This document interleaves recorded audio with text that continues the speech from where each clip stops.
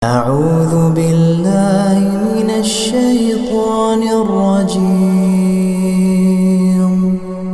بسم الله الرحمن الرحيم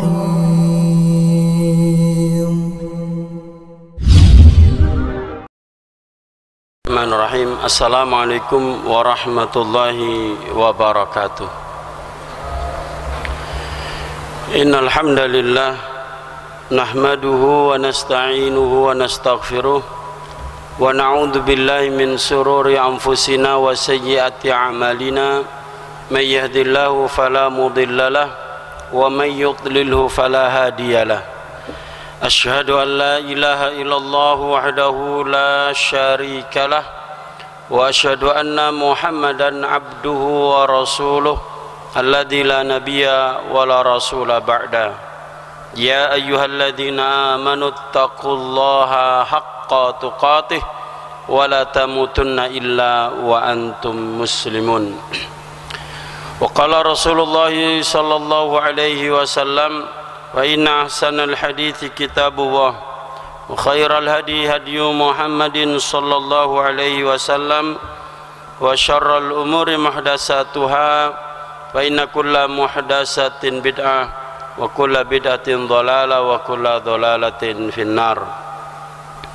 Ma'asyiral muslimin rahimani wa rahimakumullah, jamaah salat subuh Masjid Mujahidin serta pemirsa Mujahidin TV yang mudah-mudahan dirahmati oleh Allah. Alhamdulillah, mari kita bersyukur kepada Allah Subhanahu wa taala pada kesempatan pagi hari ini kita masih dikaruniai oleh Allah nikmat sehat, nikmat iman, sehingga kita bisa hadir di rumah Allah ini untuk melaksanakan sholat subuh berjamaah. Mudah-mudahan amal ibadah kita diterima oleh Allah Subhanahu wa taala, amin ya rabbal alamin. Dan selanjutnya jamaah yang dimuliakan oleh Allah, seperti biasa setiap Sabtu ba'da subuh kita mengkaji kitab hadis Al-Adabul Mufrad yang diimpun oleh Imam Al-Bukhari rahimahullahu taala. Pada kesempatan yang lalu kita sampai pada hadis ke-49, masih dalam bab 26, yaitu bab silaturrahim, bab tentang menyambung hubungan kekerabatan. Kemudian selanjutnya hadis ke-50, Haddatsana Ismail bin Abi Uwaisin, menceritakan kepada kami Ismail bin Abi Uwais, qala dia berkata, Hadatsani Sulaiman bin Bilalin, menceritakan kepadaku Sulaiman bin Bilal, an Muawiyah bin Abi Muzarridin, dari Muawiyah bin Abu Muzarrid, an Sa'id bin Yasar, dari Sa'id bin Yasar, an Abi Hurairah, dari Abu Hurairah radhiyallahu an, anna Rasulullah, bahwasannya Rasulullah sallallahu alaihi wasallam, qala, beliau bersabda, khalaqallahu azza wa jalla khalqa falima faragha minhu qamatir rahim. Allah azza wa jalla telah menciptakan semua makhluknya. Setelah selesai semua diciptakan oleh Allah, lalu berdirilah satu makhluk, yaitu yang bernama, yang biasa kita sebut sebagai rahim, kandungan ibu, rahim. Maka si rahim ini ditegur oleh Allah. Faqala, maka Allah berfirman, mah, berhenti, wahai rahim, berhenti kamu, atau tahan. Qalat, lalu rahim ini berkata, hada maqamul a'idhi bika minal qati'ati. Ya Allah, ini adalah tempat orang berlindung dari pemutusan hubungan kekerabatan. Jadi rahim mengatakan bahwa saya ini adalah tempat orang yang berlindung dari diputuskan hubungan silaturahimnya, hubungan kekerabatannya. Artinya apa? Si rahim ini minta kepada Allah dirinya sebagai pemersatu atau penghubung tali persaudaraan. Qala, lalu Allah pun berfirman, ala tardaina an asilaman wasolaki, apakah kamu ridho, apakah kamu mau wahai rahim, kalau engkau aku jadikan sebagai perantara apabila ada orang yang menyambung hubungan denganmu, maka aku pun akan menyambung hubungan dengannya. Wa aqta'a man qata'aki, dan demikian pula sebaliknya, siapa yang menyambung hubungan denganmu, memutus hubungan denganmu, yaitu memutus silaturahim, maka aku pun akan memutus hubungan dengan orang itu. Qalat, lalu rahim ini pun menjawab, bala ya Rabbi, tentu saja wahai Tuhanku, wahai Rabbku. Qala, lalu Allah pun berfirman, fadzalika laki, maka yang demikian itu adalah menjadi ketetapan, ketentuanku untukmu. Jadi sudah ditetapkan oleh Allah, ya, sampai kapanpun bahwa rahim ini ketika ada orang menyambung hubungan karena silaturahim, karena persaudaraan, karena kekerabatan, karena satu rahim, yaitu pernah dilahirkan oleh ibu yang sama atau mempunyai, kalau diurut-urut sampai ke atas, ada hubungan darah, ya, ada hubungan kekerabatan famili. Maka ketika hubungan famili atau kekerabatan ini disambung, maka Allah pun akan menyambung dengan orang itu. Tapi sebaliknya, apabila ada orang yang memutus hubungan persaudaraan, kekerabatan, hubungan famili, Allah akan memutus dengan orang itu. Itu sudah menjadi ketentuan Allah, tidak bisa dirubah. Ini hukum Allah. Fadzalika laki, itu sudah menjadi ketentuanku bagimu. Summa qala Abu Hurairah, kemudian berkatalah Abu Hurairah radhiyallahu an, iqra'u in syi'tum, bacalah jika kalian mau, yaitu firman Allah Subhanahu wa taala di dalam surat Muhammad surat ke-22, surat ke-47 ayat ke-22, yaitu yang berbunyi, fahal asaitum in tawallaitum an tufsidu fil ard wa tuqatti'u arhamakum. Maka apakah jika kalian berkuasa di muka bumi ini, kalian akan mempunyai program dan merusak, yaitu apa? Merusak bumi dan memutus silaturahim. Ini peringatan bagi manusia yang kafir, yang fasik, yaitu apakah ketika kalian ini berkuasa, maka kalian itu akan merusak bumi. Merusak bumi artinya bukan menghancurkan, mungkin justru membangun gedung-gedung, membangun jalan raya, jembatan, tapi merusak tauhid, merusak akidah umat manusia ini dan memutus silaturahim. Hal ini senada dengan firman Allah Subhanahu wa taala di dalam surah Al-Baqarah ayat 27, programnya orang-orang fasik. Allah Subhanahu wa taala berfirman, alladzina yanquduna ahdallahi min ba'di mitsaqih wa yaqta'una ma amara Allahu bi ayyusala wa yufsiduna fil ard ulaika humul khasirun, yaitu orang-orang yang fasik. Di ayat sebelumnya, ya, illal fasiqin, kecuali orang-orang yang fasik. Nah, ayat 27 diterangkan siapa orang yang fasik, yaitu orang-orang yang melanggar perjanjian kepada Allah sesudah perjanjian itu dijalin alias perjanjian yang teguh, dan dia memutus wa yaqta'una ma amarallahu bi ayyusala, dan dia memutus apa yang diperintahkan oleh Allah. Allah perintahkan untuk silaturahim, dia putus silaturahim. Allah perintahkan untuk tunduk kepada syariat Allah, dia halangi supaya manusia putus dan jauh dari syariat Allah Subhanahu wa taala. Wa yufsiduna fil ard, dan mereka merusak di muka bumi, merusak akidah umat, merusak moral, akhlak. Itu pekerjaannya orang-orang fasik. Ulaika umul khasirun, mereka itulah sesungguhnya orang-orang yang rugi. Jamaah yang dimuliakan oleh Allah, ini adalah peringatan dari Allah Subhanahu wa taala bahayanya memutus silaturahim. Ya, Allah akan memutus hubungan dengan orang yang memutus hubungan silaturahim.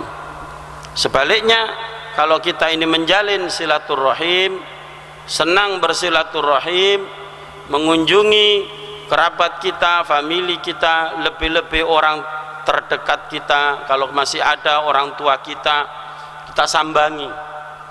Kalau tidak sempat kita telepon, paling tidak kita telepon atau video call, kita hubungi. Jangan sampai mereka kangen rindu dengan anaknya, anaknya justru tidak menghubungi.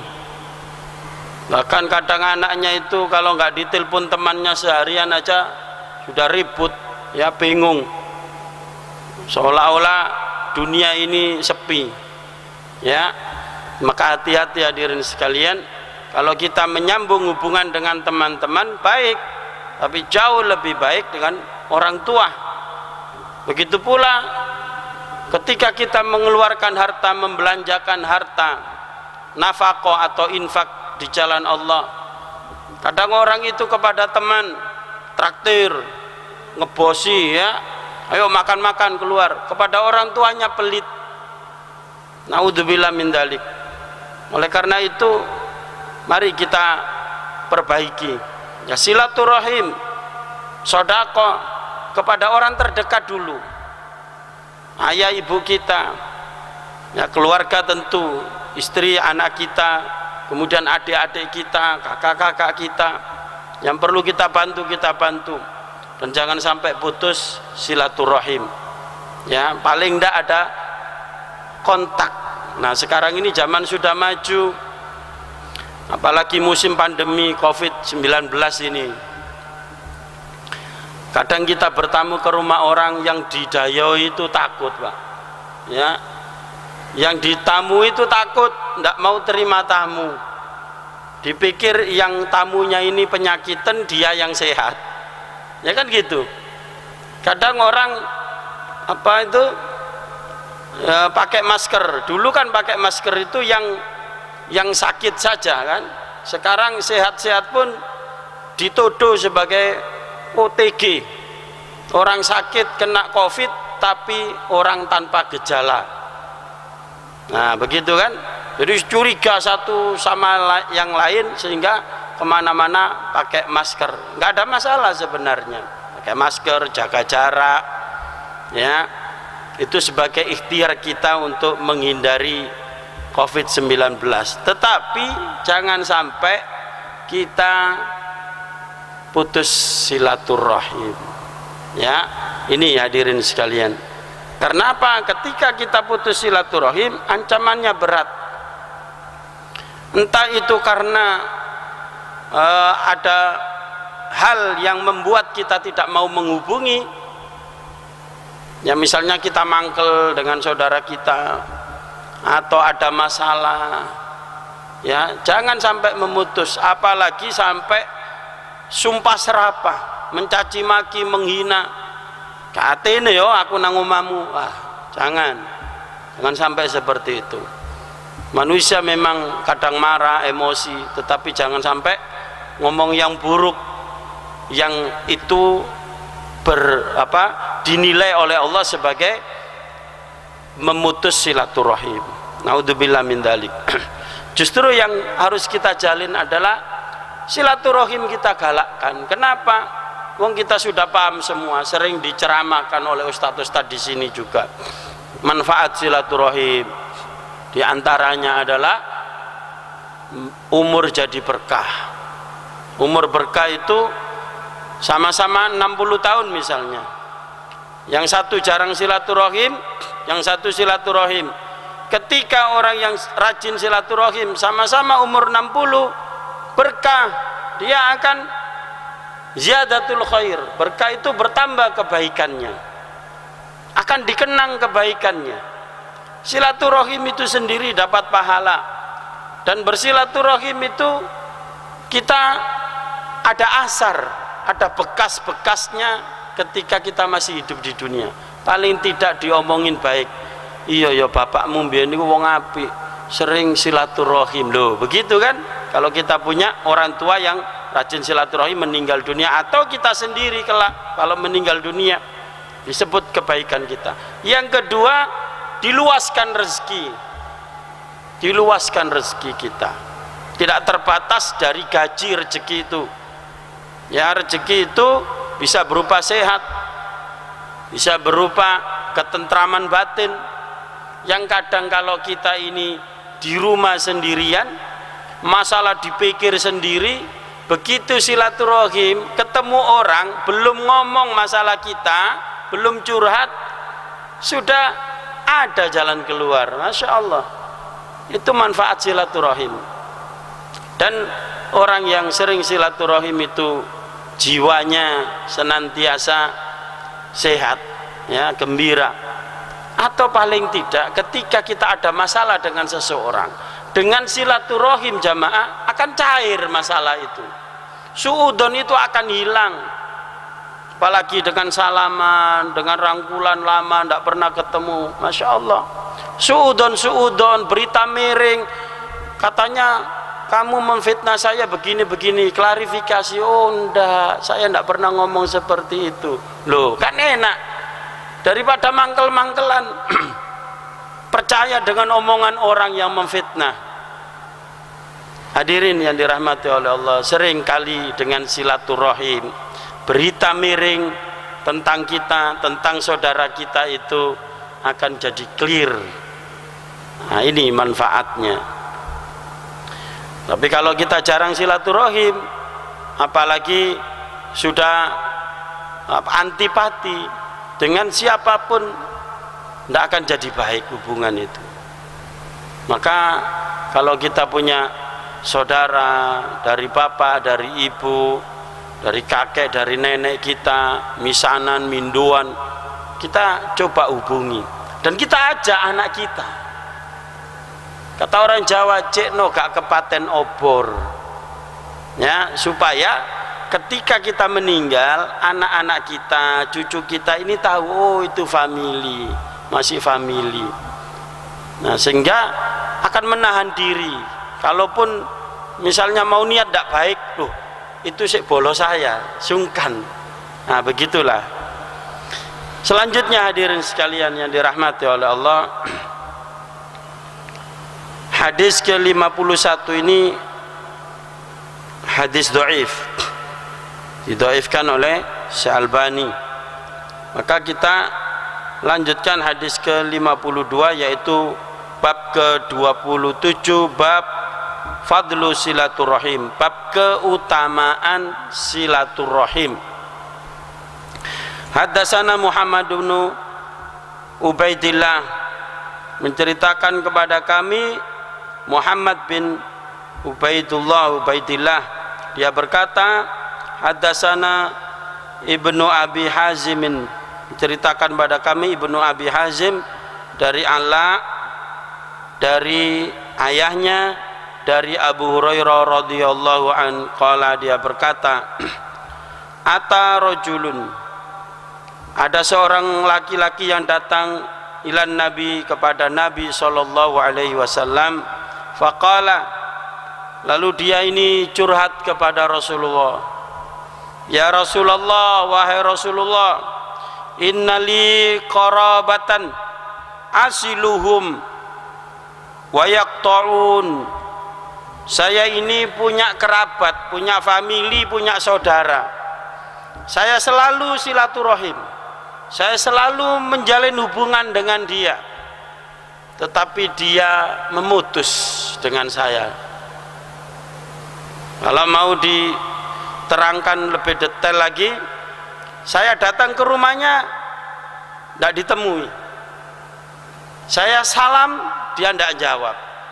Saya ketemu papasan di jalan, dia melengos, pindah jalur. Nah ini, ya.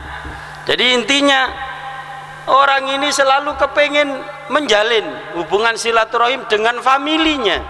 Jadi silaturahim itu yang benar para jamaah, menjalin hubungan dengan orang yang ada hubungan rahim, hubungan darah, ya kan? Jadi kalau kita berkunjung ke rumah teman yang tidak ada hubungan darah itu adalah namanya ziarah, berkunjung. Dan ziarah ini bisa kepada orang mati di kuburan, namanya ziarah kubur, atau bisa ziarah ke rumah teman sesama jamaah. Nah, kalau jamaah masjid ini, ya teman kita ternyata setelah diurut-urut tuh, kamu ini ternyata mbahnya kamu dengan mbah saya ini ternyata saudara. Nah, kadang begitu, kita nggak tahu. Nah, itulah ketika kita berkunjung, maka itulah yang disebut silaturahim, masih ada hubungan darah. Nah, orang ini yang curhat ke Nabi ini, dia berusaha bersilaturahim ke saudaranya ini atau kerabatnya, tapi saudaranya ini memutus. Tidak tahu alasannya apa, ya. Karena ada orang tipe-tipe yang seperti itu, Pak, menghindar ketika disilaturahimi. Entah karena sombongnya dia sebagai orang kaya yang sok sibuk bisnis lah, yang merasa dirinya pangkat, saudaranya famili jauh ini datang ke rumahnya jauh-jauh dari luar kota, tidak diterima. Kenapa? Tidak janjian. Loh, sudah jauh-jauh dari luar kota, ini famili. Kadang curiga, iki kok merene terus, apa utang duit be iki. Nah, kadang ada curiga begitu, sehingga orang menghindar untuk disilaturahimi. Tidak boleh seperti itu. Nah, terjadi di masa Nabi, ada orang pengen menjalin, dia terus ya menjalin silaturahim, tetapi yang satunya tidak mau. Istilahnya bertepuk sebelah tangan. Wa uhsinu ilaihim wa yusiuna ilayya. Lebih jauh lagi, orang ini mengatakan kepada Rasulullah, ya Rasulullah, tidak hanya dia tidak mau menerima saya, enggak hanya dia memutus silaturahim hubungan dengan saya, tetapi dia ini selalu saya baiki. Saya selalu berbuat baik, tetapi dia selalu berbuat jahat kepada saya. Ada enggak, Pak, yang seperti itu? Kita baik sama orang, orangnya ini terima kasih aja enggak, justru kita dijahati. Nah, zaman Nabi dulu ada yang seperti itu. Istilahnya air susu dibalas air kelapa, apa? Air tuba, ya, air tuba. Air susu dibalas air tuba. Air tuba itu apa sih, Pak? Udah peribahasa kayak gitu saya tidak paham. Itu pelajaran SD itu ya. Air susu dibalas air tuba. Pokoknya kebaikan dibalas kejahatan, kejelekan. Jadi nggak imbang. Jadi orang ini selalu berbuat baik kepada saudaranya, familinya ini, tapi dijahati terus. Kemudian yang ketiga, wa yajhaluna alayya. Malah dia ini ya Rasulullah menyakiti hati saya terus. Kalau ngomong dia ini kasar, tetapi wa ahlimu anhum, saya berlemah lembut kepadanya. Kalau ngomong kepada saya dia kasar, nyakiti hati, saya balas dengan lemah lembut, ya. Kalau dia menyakiti hati saya justru berlemah lembut. Dan ketika dia bersikap keras memaki saya saya pun tidak membalasnya. Qala, setelah menerima pengaduan itu selesai, Rasulullah memberi nasihat. Rasulullah bersabda, la in kana kama taqulu, andaikan omonganmu ini benar, ya, kalau memang itu faktanya, kamu ngomong seperti apa adanya, kamu silaturahim dia pemutus, kamu berbuat baik dia jahat kepadamu, kamu dia ngomong kasar kamu lembut kepadanya, kalau memang itu benar yang terjadi kepadamu, maka kata Rasulullah, ka'annama tusifhum malla, seakan-akan kamu itu memberi bara api ke mulutnya. Tiap kali dia berbuat jahat kepadamu, kamu suapin dia dengan bara api atau pasir yang panas. Ini bahasa majazi. Artinya apa? Semakin kamu dijahati oleh dia, kamu balas dengan kebaikan, yang rugi itu bukan kamu tapi dia. Jadi semakin sakit hati dia tuh, semakin gak tentram hidupnya. Oh, dibaikin orang kok malah dijahati. Jadi hatinya semakin bergemuruh, ya, bergoncang, hatinya semakin panas orang seperti itu. Dan rata-rata para jamaah, orang yang jahat, orang yang buruk akhlaknya itu penyakitan. Kenapa? Sakit fisik itu dimulai dari hatinya yang sakit. Begitu pula orang yang sembuh, ya kan, sembuh dari penyakit fisik, itu tersugesti ketika hati itu bahagia, senang, itu satu obat tersendiri. Obatnya belum diminum, insya Allah sudah sembuh. Karena apa? Tersugesti dengan hati yang bahagia. Hati yang bahagia itu, perasaan yang tenang itu bisa didapat dengan silaturahim dan berbuat baik kepada orang.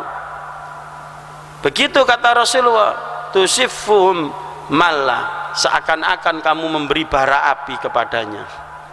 Wala yazalu ma'aka minallahi dhahirun alaihim, dan Allah selalu saja menolong kamu.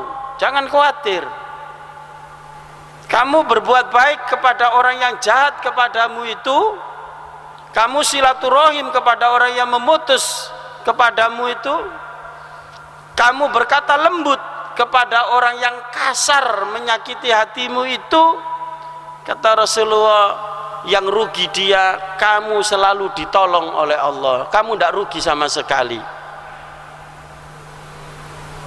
Maka kemudian Rasulullah melanjutkan, madumta ala dzalik, selama kamu bisa istiqomah mempertahankan kebaikanmu itu.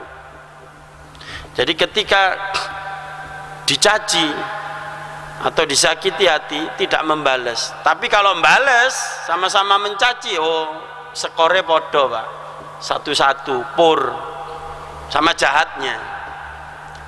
Silaturahim sekali, 2 kali, 3 kali diputus, kok berhenti, wis gak atene aku nang omahe, oh apa didayoi gak ditemoni, udah mulai sekarang saya tidak mau ketemu dia seumur hidup. Nah, podo elek, skore sama-sama 1-1. Maka kata Rasulullah ada syaratnya, kamu selalu ditolong oleh Allah, madumta ala dalik, selama kamu bersikap baik kepada orang yang menjahati kamu itu. Jamaah yang dimuliakan oleh Allah, hadis Nabi ini sesuai dengan firman Allah Subhanahu wa taala di dalam surat Fussilat ayat ke-34. Ayat ini sudah terkenal, sudah masyhur, sering dibacakan oleh para dai, ustadz, kiai. Wala tastawil hasanatu wala sayyi'ah, dan tidaklah sama perbuatan baik dan perbuatan jahat itu, tidak sama. hitam dan putih, tidak sama malam dan siang, panas dan dingin, baik dan buruk tidak sama, karena itu berlawanan. Idfa' billati hiya ahsan, balaslah perbuatan buruk orang kepadamu dengan perbuatan baik. Fa idzal ladzi bainaka wa bainahu adawatun ka'annahu waliyyun hamim.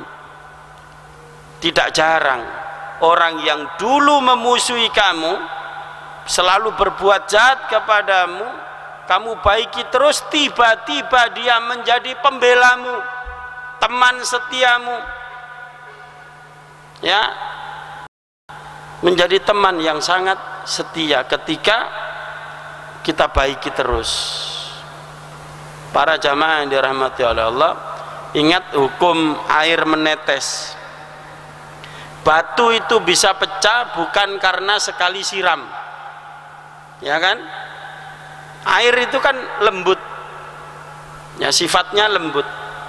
Kalau disiramkan sekali siram, batu yang besar itu tidak akan mungkin pecah.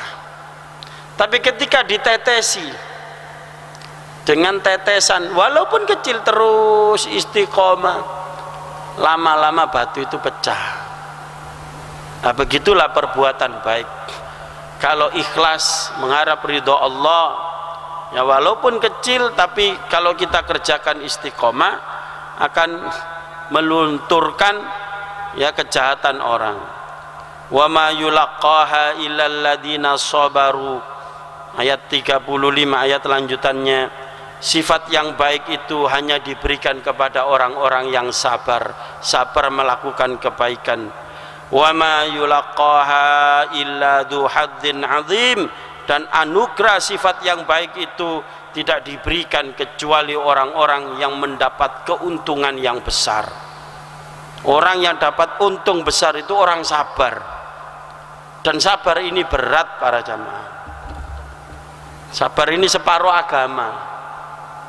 Sabar menjalankan perintah Allah, sabar menjauhi larangan Allah, ya. Menjalankan perintah Allah apa? Termasuk silaturahim. Menjauhi larangan Allah apa? Menjauhi mencaci maki, menjauhi memutus silaturahim. Sabar dalam apa? Yang ketiga sabar ketika ada ujian dari Allah, sakit, bencana alam dan semisalnya. Inilah hadirin sekalian yang dirahmati oleh Allah, dua hadis, mudah-mudahan kita bisa mengambil pelajarannya, yaitu mari kita senantiasa bersilaturahim dan jangan pernah hiraukan respon orang kepada kita. Kalau kita ikhlas silaturahim, maka kita tidak akan kecewa walaupun orang menutup pintu dengan kita. Kalau kita ikhlas menyapa orang dengan memberi salam karena dia saudara muslim kita, kita tidak akan kecewa ketika dia tidak membalas salam kita. Itu tandanya orang ikhlas. Mudah-mudahan Allah tolong kita dan senantiasa istiqomah berbuat baik hingga kita menghadap kepadanya. Amin ya rabbal alamin. Aqulu qouli hadza astaghfirullahal azim li wa lakum. Subhanakallahumma wa bihamdika asyhadu an la ilaha illa anta astaghfiruka wa atubu ilaik. Assalamualaikum warahmatullahi wabarakatuh.